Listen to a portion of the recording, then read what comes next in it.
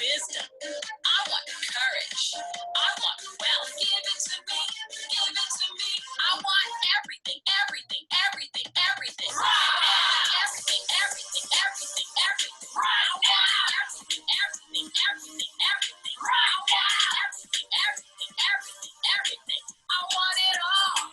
I want it now. I want focus. I want honor. I want trust. To me, give it to me. I want hope. I want balance. That's a must. Give it to me. Give it to me. I want safety. I want beauty. I want. Give it to me. Give it to me. I want favor.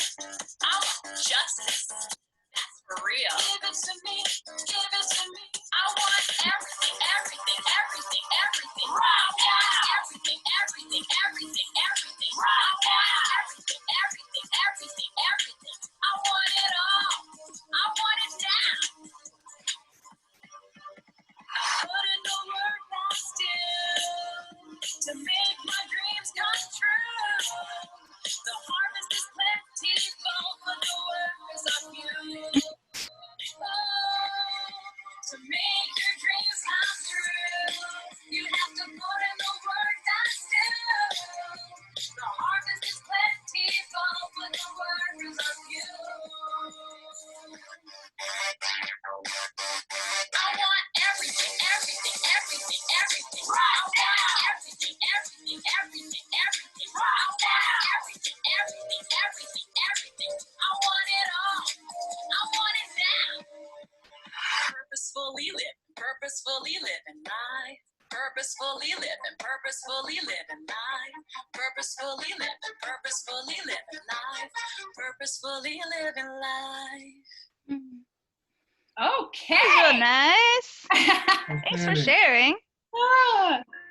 So what I loved about that song is that you can have everything. And so most of the time that we find ourselves caught up in a lot of things, and especially during these uncertain times and we're not sure, but we need to remember in the forefront of our minds that we can set goals and do what we need to do to positively impact the lives of others. And so that's what STEAM Secrets is all about. Welcome.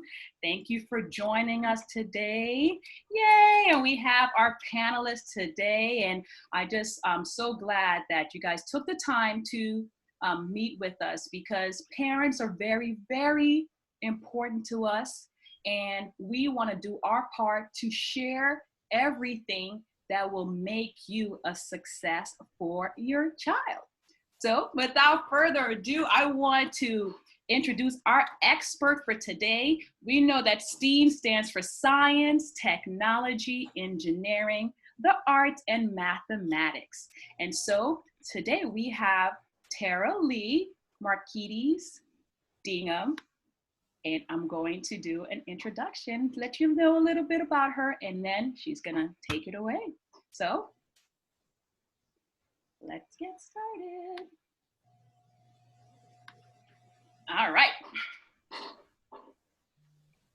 So Tara Lee is the founder of Literacy Mastery Discovery. She has an engaging and support, one second, I'm sorry, things are popping up. She has been engaging and supporting diverse learners in her secondary English classroom since 2006. Many of whom are reluctant readers and writers, have behavior issues, learning disabilities, or need support in increasing their critical thinking skills. She has spent her career learning and using scientifically proven methods to foster a love of reading and writing in her students.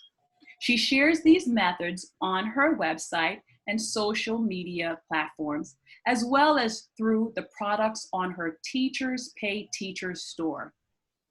She first became interested in dyslexia and ways to support students with this learning disability when her daughter was having trouble learning to read. She trained in the Orton Gilliam approach to reading instruction in order to help her daughter and others learn how to read, and improve their reading skills. As a tutor, she has used her expertise to support a variety of students in achieving at the elementary, high school, and college level. Ladies and gentlemen, I present to you Tara Lee.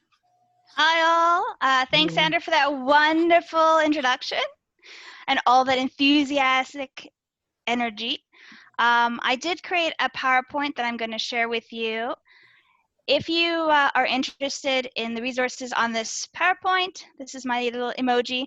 Sandra asked me for a picture and I was backcountry camping with no data and I had no pictures. So you'll have to excuse the fact that I'm the only one without a face. That's a real face, but I do enjoy this picture of myself. I did create a tinyurl.com link if you want the PDF of this PowerPoint. All of the images and links are clickable. So you can access all of this stuff. You don't have to worry about writing it all down. I gave you tons of resources, so I'm not necessarily going to talk about each of them, but they are here for you if you would like. I believe Sandra has your contact information, so we can also email it out after the presentation. Yes. So Sandra asked us to focus on 3 tips. So I went with that in terms of the setup of my presentation. My tip 1 is reading, my tip 2 is writing, and my tip 3 is how do you react to your child's reading and writing. So tip 1 is focus on choice. So the biggest thing now in research is, and current pedagogy is the fact that a student has to have choice when it comes to reading. I'm sure you've struggled with your children as I have with mine. I have a 7 and 10-year-old.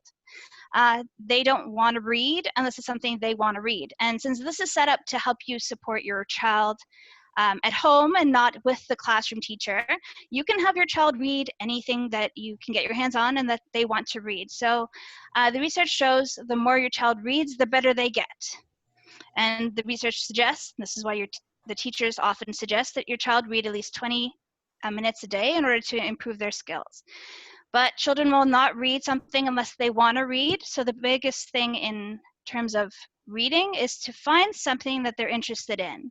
And I will go into detail on what that means later in the presentation. If you have a really reluctant reader, you can of course try audiobooks. I listen to audiobooks. I'm an avid reader and most of my reading is done via audiobooks because I can listen to audiobooks when doing the laundry and the dishes and making dinner. So it's definitely an option. If you would like them to improve their reading skills, how fast they can decode their fluency, how well they read a sentence, you can have them read the ebook or a print copy as well. So it will help them, it'll be interesting to listen to, but it will also help them improve their reading by reading and listening at the same time. So I've given you 3 resources here. Unfortunately, the world has given a lot of COVID resources to teachers, so parents don't necessarily have access to them. I have put a lot of these resources on my website under a post called Homeschooling and E-Learning Resources, if you'd like to check them out. But the biggest ones for parents would be the Overdrive Library app. So this is a library app that connects the public library or your school library to your phone or your computer. And you can access and download audiobooks and ebooks from any library in the world if you have a library card from that library. So I'd highly suggest you take a look at that app. The second one I have is Project Gutenberg. It has 60,000 free ebooks. They're not all geared towards elementary or high school students, but they do have a large range and you should be able to find something on their list. And then the last one is Audible. You can find audiobooks on Overdrive as well, but Audible right now with COVID has given access to hundreds of different leveled books. So children's books, young adult fiction books and adult books as well. And you can stream them directly off of their website. So the stories.audible.com/start listening gives you free access to those books. So tip number 2, you want to focus on what's interesting in terms of writing. Children don't like to write when they're forced to write. The great thing about this summit is it's geared to you and you can gear your instruction or your support to your child's interests. So I suggest that you have them write about what they know and what they're interested in. So my daughter loves gotcha videos. And so what I've done is I've downloaded a stop motion app for her, and she is writing the scripts for her gotcha characters because they have little speech bubbles. So she's writing the story and writing in what's supposed to be in the speech bubbles, and she types that all up.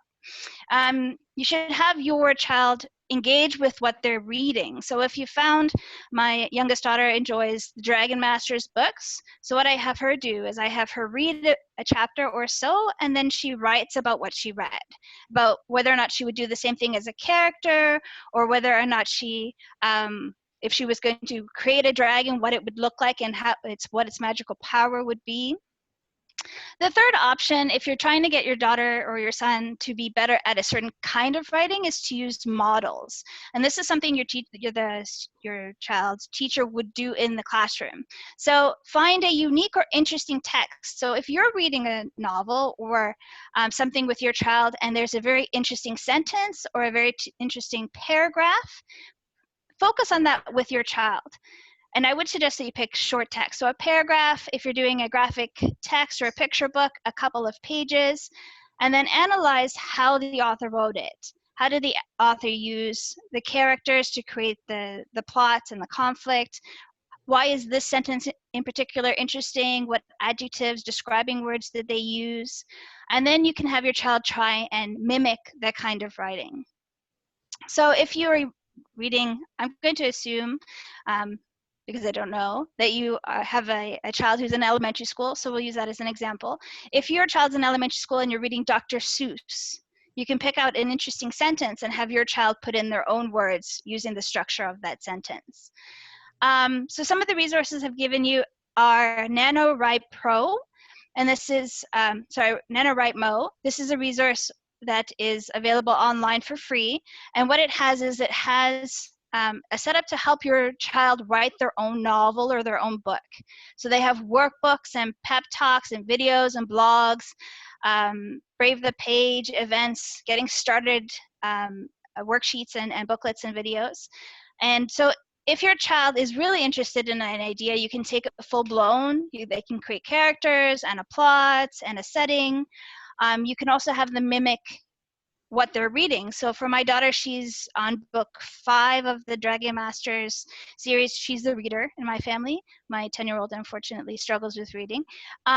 So what I'm having her do is create her own Dragon Master and her own dragon and create her own storyline based on that.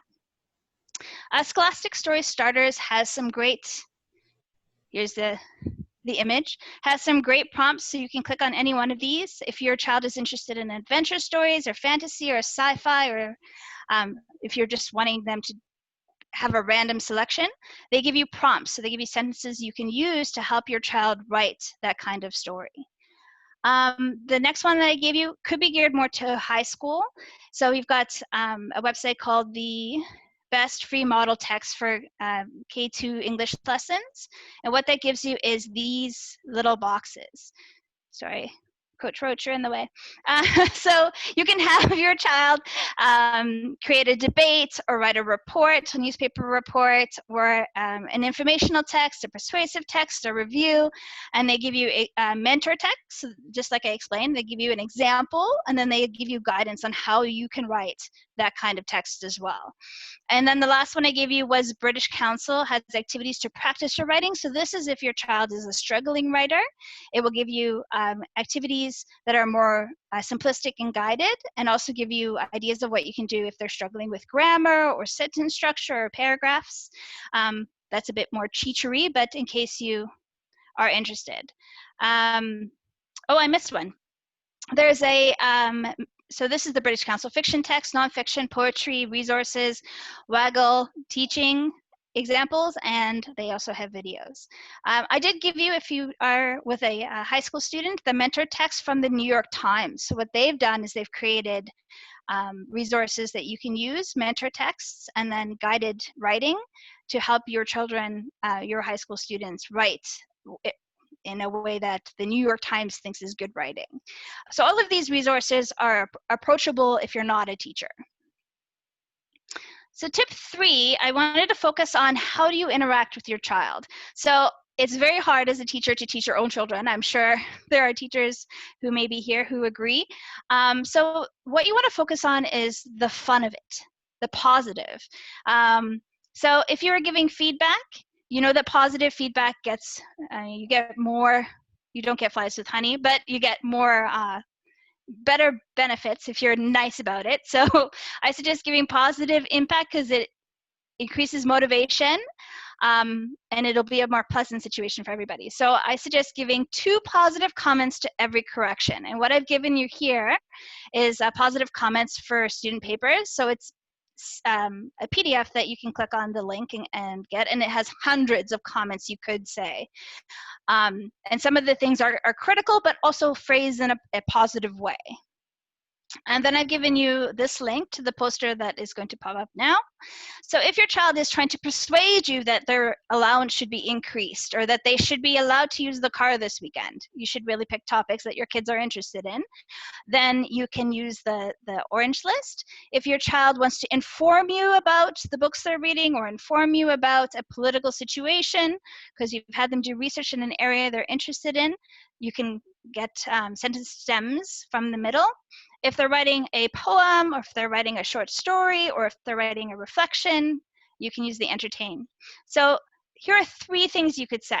You can tell them something that you like. So I really enjoyed your writing because it was full of descriptive adjectives and I could really imagine what the scene looked like. You can ask them a question. So why did you think of writing about a dragon that could disappear and reappear at will? So what gave you that idea? And this will open all sorts of interesting conversations.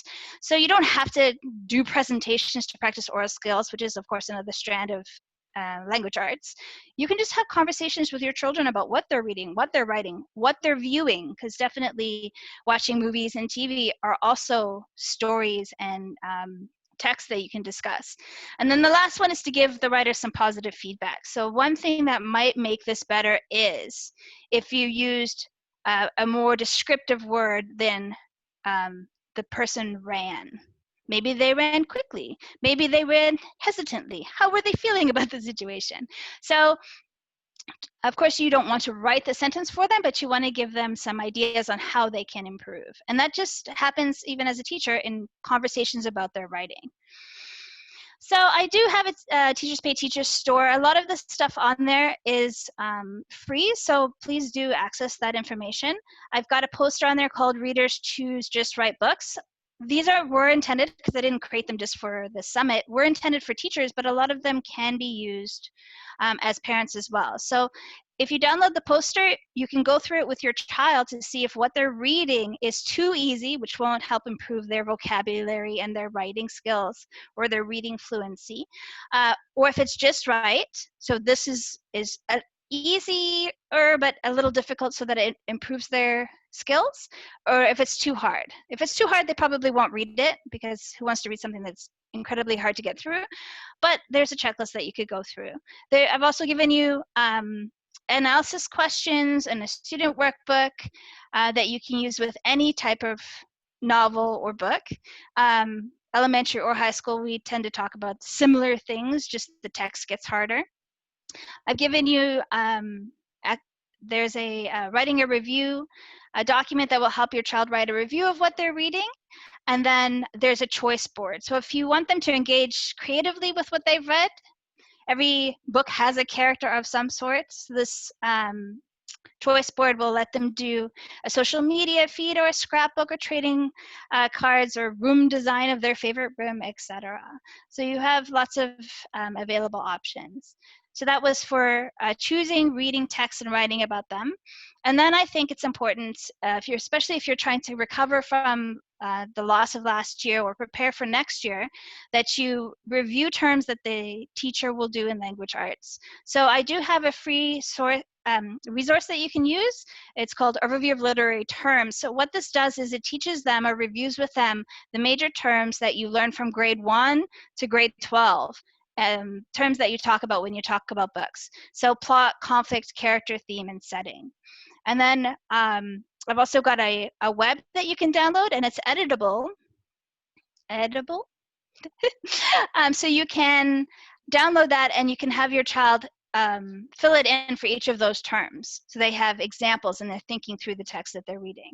I also have lessons on character or lessons on plot that have mentor text that you can use to engage your child in what they're reading as well. So I've opened it up to questions at this point. If you keep going, there are many pages about what to do if your child refuses to read, what to do if your child is a reluctant writer, what to do if you are concerned that your child might be struggling with reading and writing more than their peers, which we can go through if there aren't any other questions. Sandra? Thank you, Tara Lee. That was very, very informative. You gave us lots and lots of resources. I have a question for you. What grades levels do you, because when it comes time for English language arts and just literacy in general, what grades do you specialize in and recommend some of those resources for? Is it for everyone to secondary, primary?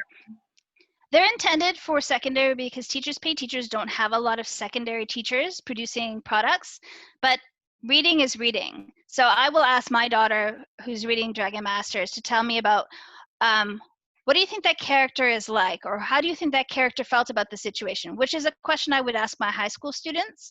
You're just the text that the student is reading is lower level, and the answer isn't going to be as detailed or critical. They won't say, well, they were upset by the political climate that they were encountering and the fact that they're female and can't go to school. That's not something that a grade 2 will engage with, but they will say they were upset because they weren't allowed to go to school. So you can ask the same questions. If you think they don't know what the words mean, you can alter the wording to fit their level. All right, wonderful. I'll look into the question and answer chart. So if you have any questions for Tara Lee, please put it in the Q&A chat on the bottom and I'll get to those. I have a question. What if a parent, what can a parent do if a child refuses to read? Right. So I assumed parents would ask that because I have my own children and I teach high school. So kids often will pretend to have read or will refuse to read. So I gave you lots of ideas here. But try not to make it, because you're the parent and you're not reading stuff necessarily that's for school, try not to make a battle about it. I am a literature major and I teach high school English, so I am an avid reader of fiction, but you will have lots of people, especially boys, who don't want to read fiction. So I would suggest that you be open to different ways that people can read. So try to encourage your child to look at different genres. We don't all have to read Dragon Masters like my daughter. My youngest daughter is reading a book series about pugs. My oldest daughter is reading a book series about pugs because she loves dogs and pugs in particular. So you have to find stuff that your children want to read based on their interests. So you could try nonfiction or fiction. You can try different formats. I am an avid believer, because I've spent 14 years teaching kids who struggle, that reading is reading. It doesn't have to be high literature like Great Expectations. You can have your kid read comic books or graphic novels, manga, ebooks, journals, poetry, newspapers, magazines, short stories, manga. Websites, audiobooks, video game commentary. So one of my friends has a son who struggles with reading. He's in high school now. But she would encourage him by buying video games that required reading. And also video games where there was no audio, but you could like text your friends. So he was spending all of his time reading what his friends had said. I would highly suggest, and I do on all my platforms, putting on the captions on videos. My daughter, I said, is dyslexic, but she loves to have the captions on, and she reads the words. You are automatically, scientifically, your brain is drawn to the words, whether you can read them or not. So put the captions on things and the kids will read it. I agree, because my son absolutely loves animals, and he just kept watching, like, from the magazines and animal books, and we're like, okay, there's different genres. And what I appreciate about teachers, they usually have those maps that kind of forces you to pick different types of genre to do a project in, whether it's a puzzle, and that kind of encourages moving on, not to just one thing, whereas not fiction, you can go into something else. So those were really good. So what would you do? What can a parent do if a child refuses to write? Okay, so if your child is refusing to write, I would suggest that you look for, again, things that they want to write about, because writing is difficult and thinking about how to put your words together is difficult. So you want them to be passionate about it. My 10-year-old is interested in Minecraft. So we had her write a letter discussing what she had constructed in Minecraft to one of the main characters of Minecraft. I don't know what the characters are. I don't play Minecraft, but she told me somebody who she had seen on YouTube, this character, and she wrote to that person describing what her building was and why she created it the way she did and how she smelted sand by watching a YouTube video on how to make windows. So there are a couple of reasons why a kid might have a hard time with writing, and the biggest one is they're afraid of making mistakes. So especially if your child is on the opposite spectrum and they're concerned about how to spell things, or they get into the nitty-gritty of how to phrase the sentence, my suggestion is just to say, look, the first part of the writing is just fun. Just write it however it sounds, write it down. And this is why in teaching we have the stages of writing. So the next one says, they have a hard time putting it on paper. So focus on the stages of writing. Brainstorming, outline, rough copy. It's not until we do the edit part at the end, before we do our good copy, that we're concerned about grammar and spelling. Before that, it's just about getting the ideas on paper. And you want to allow your child to do the brainstorming and the thinking it up however their brain works. Not everybody can just sit down and write sentences. So some children need to think about their ideas as they're walking around. Some kids need to draw out their ideas in a mind map. Some need to make a list, or some need to just do a brain dump and write tons of words down. So the intent, especially since it's your child and your choice of what they're writing, is to do it however works best for them. And some, like my daughter, has trouble with her handwriting, so she dictates it to the computer. So you got to find the best way to do it with your child. And then, some of them will say, I don't have any ideas. And so just talking it through with them. When my daughter said, I don't have an idea for a dragon, I said, well, if you had magic, what would you want? She's like, I'd like to disappear and appear in the kitchen so I can make a snack easily. No, we'll have to walk down the stairs. So I said, well, how can a dragon do that? And why might that be helpful to the character in your story? Right? So because you're doing this as a parent, it opens up wonderful conversations, and you can prompt the creativity. So I know you said your daughter has dyslexia. So how can a parent help a child who has a learning disability, and it does impact their reading and writing? So that is a very a situation very close to my heart, because it took us a long time to figure out what was going on with my daughter. In kindergarten and grade 1, they said she couldn't read, she was struggling, she couldn't write. So it took us a long time to realize, and I'm a teacher, so I know the system, and my husband's parents were teachers and principals, that we had to figure it out for ourselves. So, if they're reluctant, again, follow all of the strategies above. It may not be a learning problem. But if they still seem to be struggling, even though you're engaging and doing it on topics that they enjoy, make sure that you've had their eyesight and hearing tested. They may not be able to hear the conversations in class. They may not be able to see the board, or it turned out my daughter had double vision. So she couldn't actually see the words, even though she read a sight word on one picture book, she couldn't read it on the next one. And then insist that if you think it may be the thing, insist that the school tests for disabilities. But in Canada and Ontario, they won't do that till grade 4 or 5. So in grade 2, the summer of grade 2, we had our daughter privately tested so that we could understand what was going on with her. In terms of a struggling student who has a learning disability, even when you're doing teacher stuff, focus on the purpose. If the purpose is not to improve their decoding, which is the actual sounding out of the words and reading of sentences, and if the intent is not to improve their handwriting, which my husband likes to say he has not touched a pen in years because everything they do is on a computer, and we're certainly feeling that now with COVID, consider why they're doing it. And if they're just supposed to get their ideas on paper, consider using assistive technology even if your child doesn't have a learning disability. So use text-to-speech tools for reading. It reads it to you, whatever's on the screen, or use speech-to-text, which will record everything. It's like you have speech-to-text on your phone when you do text. You click on the speaker button, and it types out what you say. So they have that for the computer as well. Teachers generally suggest Read and Write, which is a Chrome extension. I gave you the link to download it. I gave you a video to show you how to use it. Again, I'm very much universal design. What works for one kid will work for everybody. And then, I mean, I've been Orton Gillingham trained, and I'm tutoring kids all the time. If they do struggle with dyslexia, that isn't something that will just fix itself. So you might want to consider getting a specialized tutor. And you definitely want to look at, if you suspect that your child might have a learning disability, you want to check out the state or provincial, because I don't know where you're from, or the National Learning Disability Association. So I gave you the link to the Learning Disabilities Association of Canada, and I gave you the one for America as well. So Canada has Canada, but then they also have Ontario. And if you go to the resource section of Ontario, there are tutors who specialize in all types of different learning disabilities and have been specially trained. So does that answer your question? That does. So thank you so much. I'm going to head over to the chat to see if there's any questions. If you have any,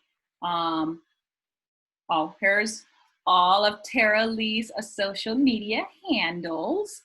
There you go. And we do plan on allowing sending. We'll email the presentation to you for participants, so you can have be able to click all those different links. So if you want to exit out of screen share, Tara Lee, I can allow you to kind of go into. There you go. There. Okay. Now I can see the questions. Let's see. All right. There's a question saying, my rising 10th grader has a challenge with reading comprehension. What suggestions for supporting her with this? Okay, so if it's reading comprehension, it means that what she's reading is too difficult.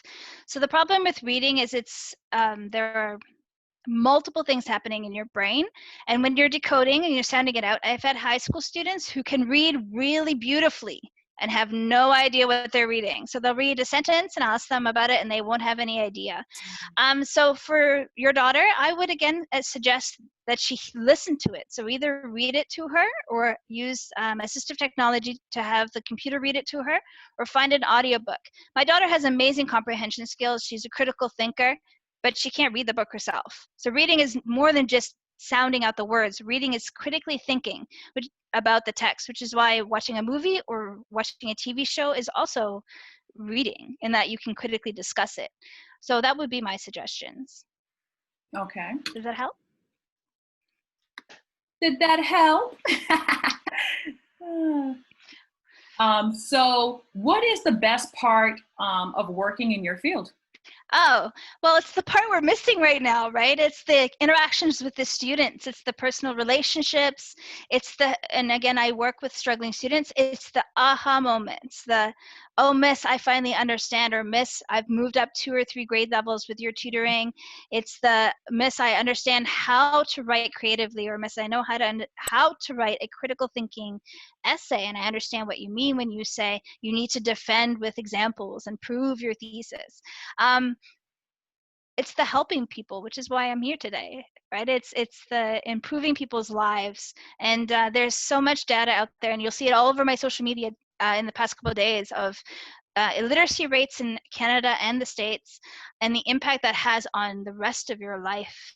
And it's so sad that we have them for 12 years and we can't manage to make them literate.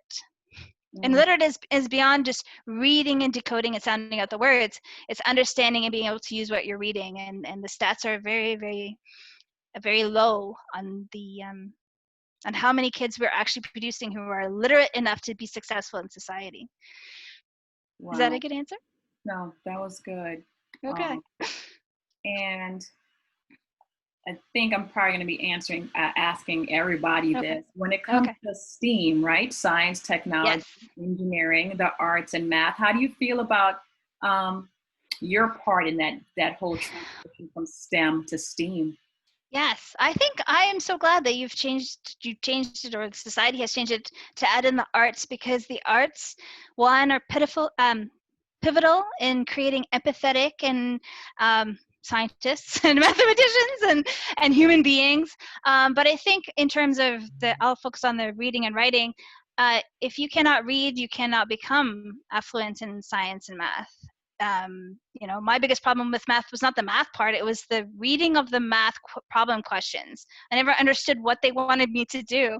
And I also think, if you become a doctor or a mathematician, an engineer, you're going to have to write, and you're going to have to communicate. You're going to have to understand human-centered design and the user. And I worked in the field. I worked for WordPerfect, Corel, the people who made WordPerfect, and I worked with computer scientists, and they could not explain in a coherent manner what they were trying to do with the computer. They couldn't explain, because I had to write the help menu, they couldn't explain how the things worked the way they did. So it's even more vital maybe for the STEM part, the S, the T, the E, and the M, to be able to speak well, write coherently, and to be able to read and understand what they're reading. Great, thank you. And speaking for me personally, with the engineering background and math, so I was like, STEM, STEM, STEM. I'm pro STEM. Oh, totally. And girls in STEM for sure. I'm very supportive of it. But then when I saw the A, I'm like, what's that A doing there? But and so at first I was like, I don't understand, why is that A there? And as I was prepping and doing the research for STEAM Secrets, I realized the importance of the A. You do need to communicate. You have to be able to write. And like you said, with the math, most of the time when I'm working with students, it's those reading parts. Right. It gets overwhelming, and it's just you can read all day, but if you don't understand what you're reading, that can be really, really tough. So this has been a sweet journey for me, and I'm so glad we're able to help parents during this time, to help them, because like you said, a lot of the stuff that you do are for teachers, but now parents are the teachers. Oh, I know. I'm at home teaching my 7 and 10-year-old. I get it. Right. So so what's one tip or something you would want to say to the parents about during this time, this uncertain time that's coming up, and some schools may not go back, and it's going to be virtual or some type of hybrid curriculum? What's the uncertainty? What advice would you give a parent trying to figure it out when it comes to reading, writing, the whole language arts piece? I'm going to tell you what I told my students and what I kept trying to tell myself, is that all of this is very important. Reading, writing, math, science, technology, engineering. But what's most important is your child's mental health. If they are anxious, if they are in crisis mode, if they are stressed out, then they will not learn. Regardless of how much you make them do homework or worksheets or get them to read, it will be a battle. They will hate you. So I think the focus should be on loving your child. My 10-year-old can do 10-15 minutes at a time. So I split it up throughout the day, and we do lots of homework and lots of reading, lots of writing, but it's done over a course of a day, and I judge whether or not we should do it on a worksheet, we should read a novel, we should write in her journal, we should do it on a computer and just dictate. You have to be flexible, and you have to do what's best for your family. And I will tell you this, which might be controversial given the teachers in the room, I did not do all the worksheets that my daughter was sent home with. I told her homeroom teacher that she would not be doing social science and science, that I would cover that in the summer, and that she would just be focusing on reading and writing with a spec ed teacher, because that's what she needs the most. And she couldn't do all of that stuff. You know what I mean? So you need to decide what's best for your child and work accordingly. Well, I give you permission to say no. No, we're not doing this until later. All right. Exactly. Well, thank you so much, Tara Lee, for your knowledge, your willingness to share, and just help our community and our kids and our parents out there. We all need support, and it's great to be able to do this and put it in a platform where we're allowing people to get the knowledge that they need, Right. because it's a plethora of things out here with everyone going online. And it's my Right. job to make sure that I'm bringing quality people in front of the parents to let them know, hey, you are not alone. And so thank you. Well, thank you so much for the invitation, and I'm so grateful to be able to help. My email is on the list, so if you'd like to email me with questions or for additional help in whatever you're struggling with, you're more than welcome to email me, and I will email you back with suggestions or support. Wonderful. Yay!